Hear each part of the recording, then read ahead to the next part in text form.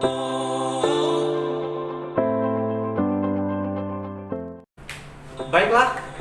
perkenalkan, nama saya Hyasinthus Yuda Arnoldus.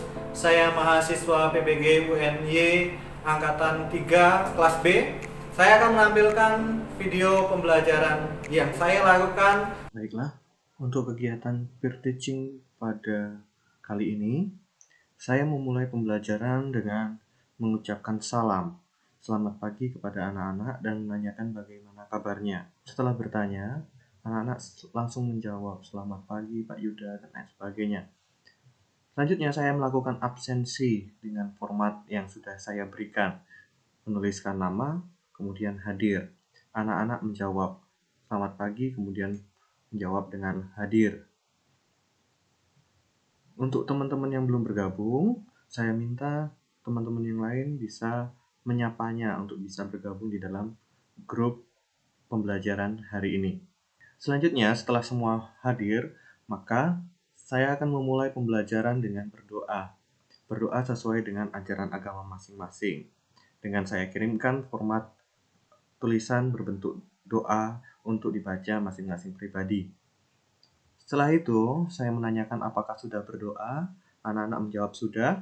Baiklah, kita akan memulai pembelajaran. Pembelajaran akan saya mulai dengan mengirimkan video motivasi dan apersepsi.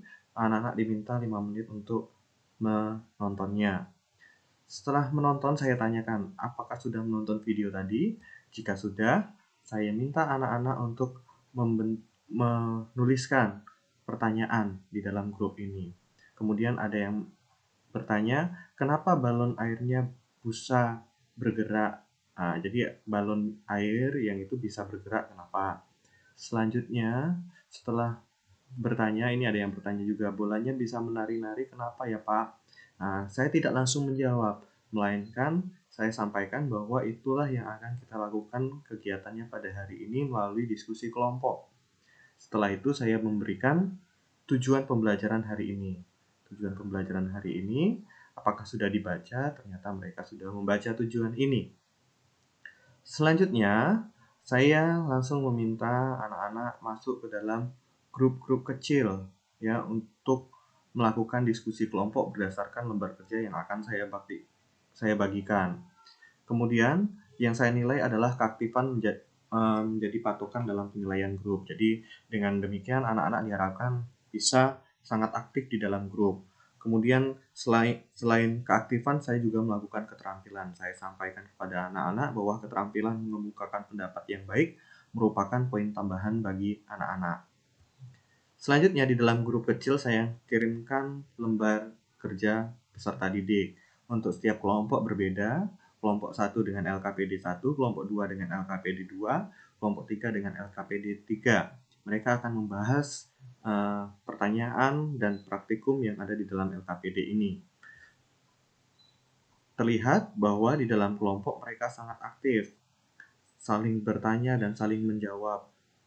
Bahkan ada saking serunya di dalam kelompok itu, bahkan ada yang sampai melakukan kesalahan, yaitu penggarisnya sampai patah. Nah, dengan demikian saya memberikan penguatan bahwa Ricky itu terlalu bersemangat. Lain kali hati-hati dalam penggunaan alatnya, jangan sampai rusak. Itu sebuah penguatan agar anak-anak bisa lebih berhati-hati dalam menggunakan alat-alat praktikum. Bahkan di dalam kelompok ada yang melakukan percobaannya dengan cara divideokan agar teman-teman yang lain bisa melihat hasil dari percobaannya. Setelah selesai melakukan diskusi kelompok, saya memberi patokan bahwa diskusi tinggal 3 menit lagi. Selanjutnya kita akan melakukan pleno di Google Meet.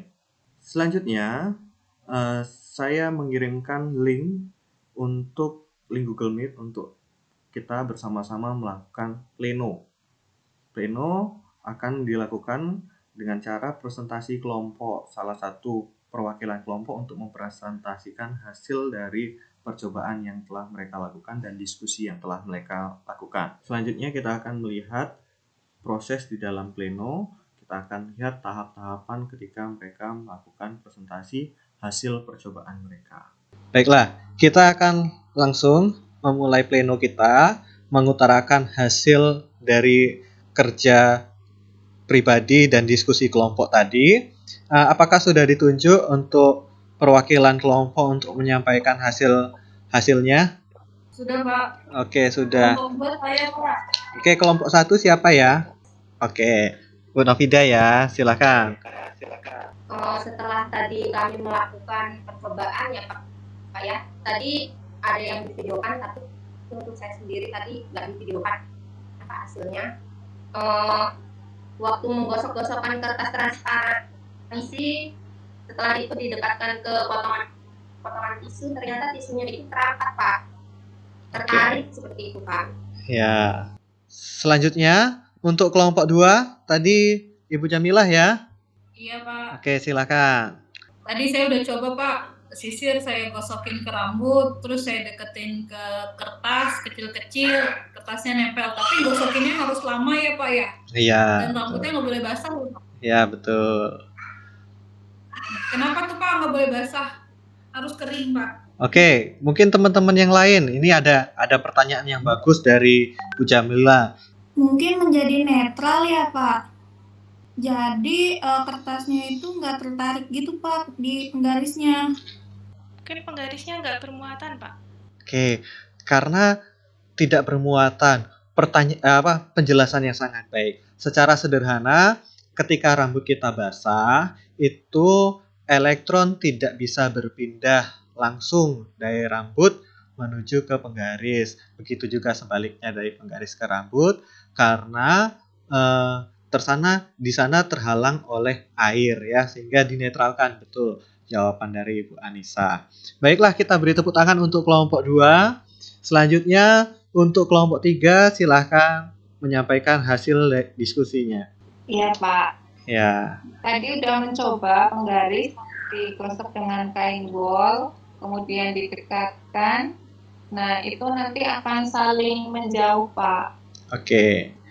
Percobaannya sangat menarik ya. Terima kasih atas segala perjuangan anak-anak sudah mempersiapkan alat dan bahannya terlebih dahulu sesuai yang saya arahkan tadi malam. Untuk selanjutnya kita akan menarik kesimpulan dari pembelajaran kita hari ini.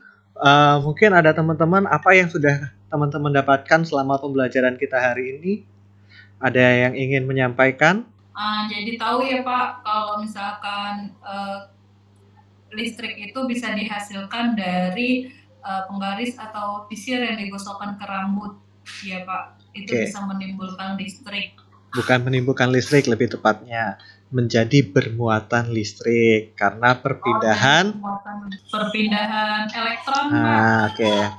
Kesimpulan yang kedua, elektron itu bisa berpindah dengan cara apa saja? Digosok, Pak. Digosok dan dialiri listrik mungkin. Diinduksi ya Pak. Oke, diinduksi atau didekatkan ya. Didekatkan atau digosokkan. Itulah hasil pembelajaran kita hari ini. Untuk selanjutnya, saya minta anak-anak dapat mengumpulkan hasil diskusinya pada Google Classroom yang nanti akan saya bagikan di kelas kita. Kemudian di kolom komentar itu saya minta anak-anak untuk menuliskan kesan selama mengikuti pembelajaran hari ini. Apa saja yang anak-anak dapatkan selama pembelajaran hari ini dan apa saja yang menjadi kendala anak-anak dalam pelajaran hari ini ditulis di kolom komentar pada saat pengumpulan tugas. Oke, begitu ya. Baiklah, sebelum kita akhiri pembelajaran kita hari ini, mari kita akhiri dengan berdoa bersama-sama. Saya minta salah satu teman-teman bisa memimpin doa. Mungkin Pak Riki ya memimpin doa. Silakan.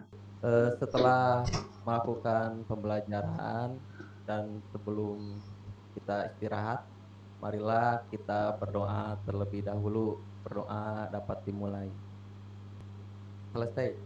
Baiklah, terima kasih Pak Riki atas kesempatannya, keberaniannya untuk memimpin doa kita ya. Baiklah anak-anak, akhirnya berakhirlah pembelajaran kita hari ini. Anak-anak saya minta untuk tetap semangat, tetap menjaga kesehatan di masa pandemi ini. Tetap di rumah, selalu jaga kesehatan, menggunakan masker, rajin mencuci tangan. Akhir kata, sampai jumpa dan terima kasih.